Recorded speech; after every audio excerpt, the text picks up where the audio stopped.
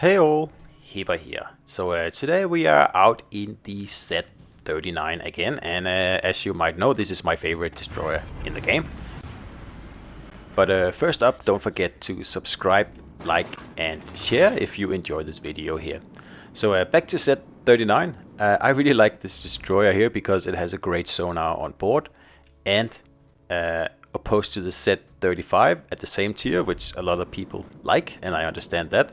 On Z-39 you also get the speed boost, which is just so handy, especially for getting into caps first, meaning that in the ship here you can then get to the cap first, smoke up if you have to, and pop your sonar if you have to. So you can set up those ambushes beforehand, before anyone else gets into the cap, unless they're in a Russian or French destroyer, of course. But anything Japanese or British or American, well, you have a pretty good chance of getting there first and, setting up a very warm welcome for them.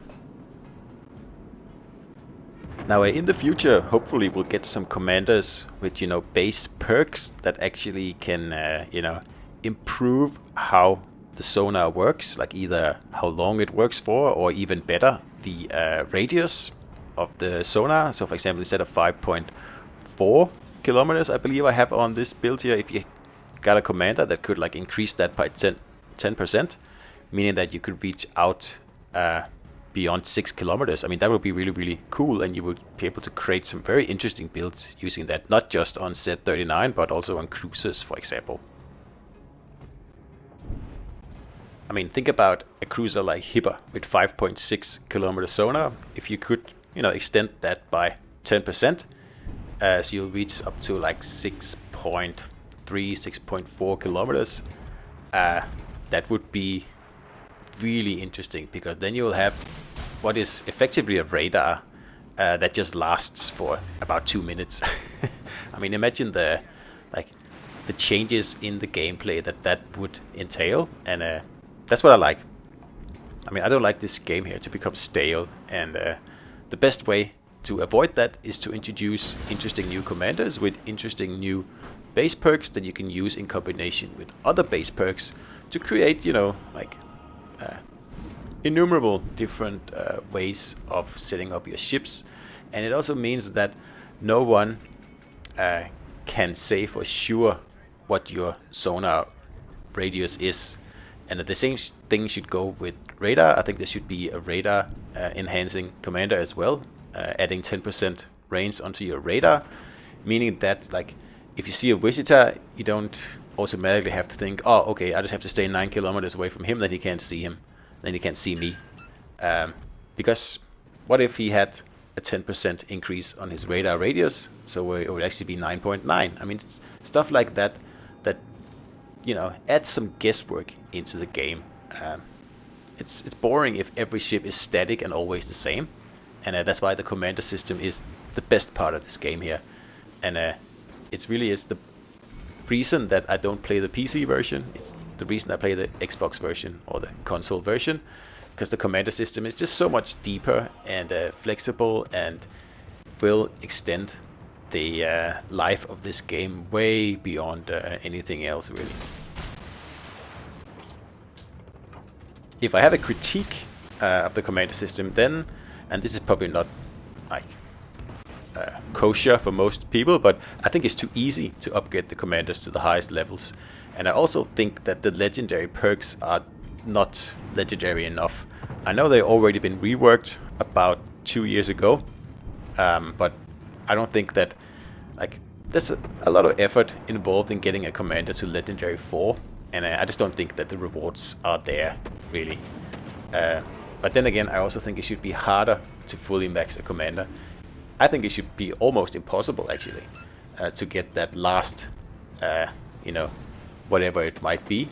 So you could have him at level 16 legendary 3, but getting it to 4 would be like a massive, massive job that would take a very, very long time. It is not trivial to get the legendary 4 commander, absolutely not, but I think there should be more to it than there currently is.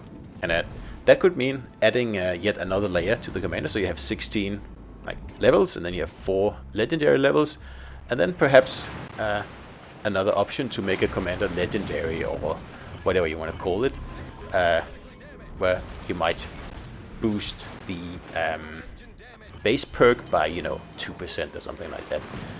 Something more to strive for that will extend the life of the game, really. So back to Z-39, because situations like this is what I live and breathe for in this ship here, where you can sit in your smoke and you can just keep everybody in the cap sonared, and then of course you will have to rely a little bit on your team, because the guns on this ship here, they are just awful. Let's just say it as it is. There was a whole broadside there, and I did almost nothing to that Shiratsui there.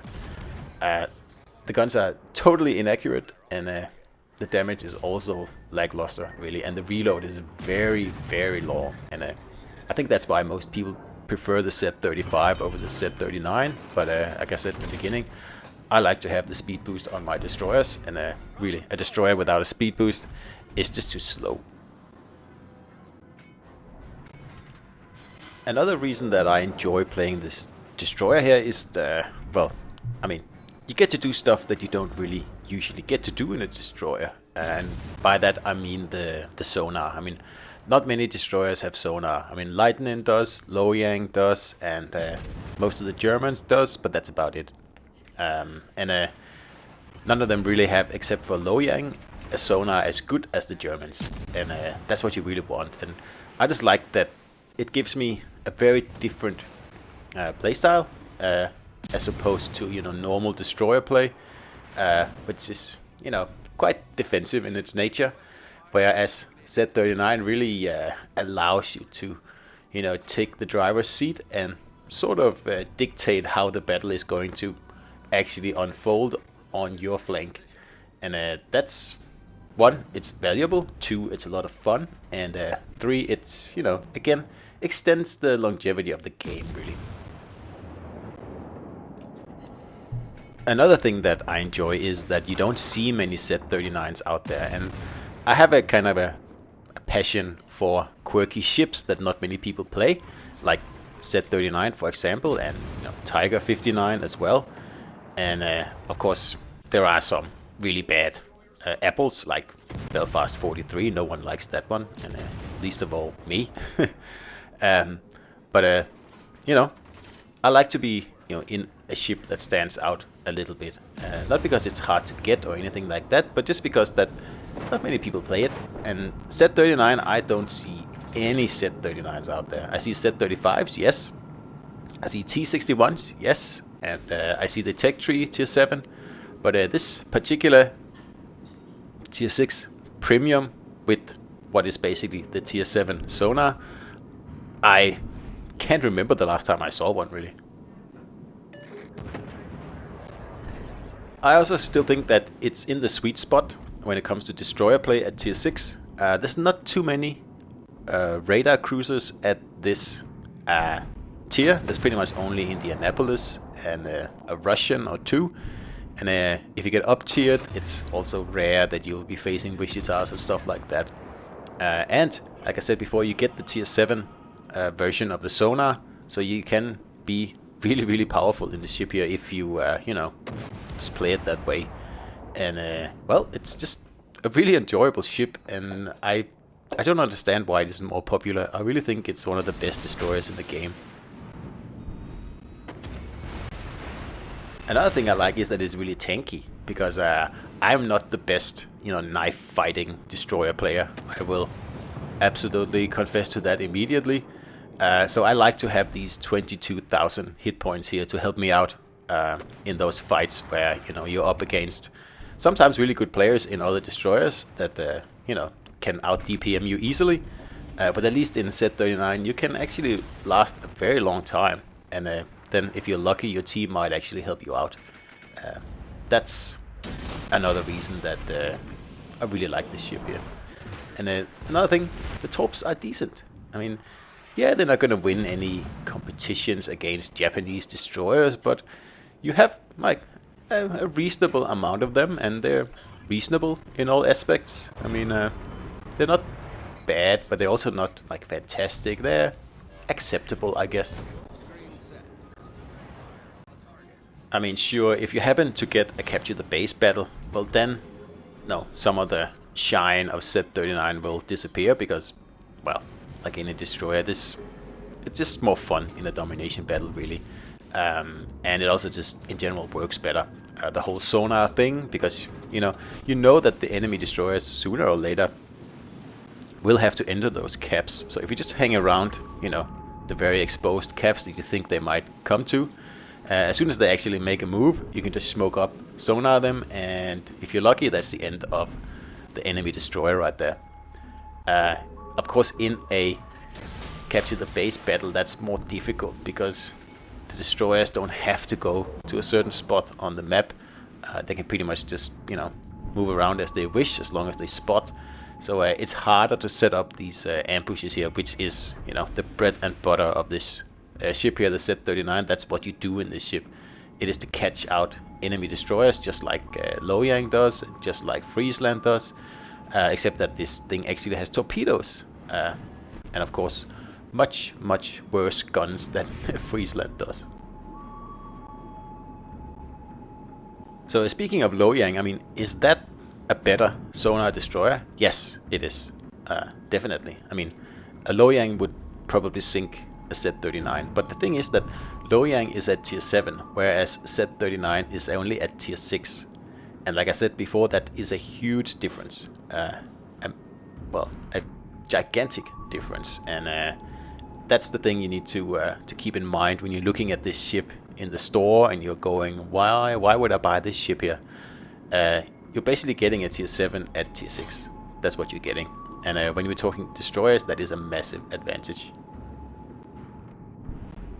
As powerful as Loyang and Friesland are with their great sonars, they have the downside of almost being guaranteed to face 2 or 3 radar cruisers in their battles, whereas Z-39, you have to be pretty unlucky to face an Indianapolis here. There aren't many Indianapolis players out there, and the ones there are, they really don't use the radar at all, so you don't really have anything to fear. And that is what makes this ship here just, well, just so much fun to play and just very powerful for its tier, I think. So don't look at a ship in, just by comparison to another ship. Like, look at it in comparisons to its tier and what you're getting for your money at that tier. And I'd say that the package you're getting with Z-39 is it's hard to beat. Z-35 is close, yes. You'll have to give up the speed boost for, faster guns and better ballistics.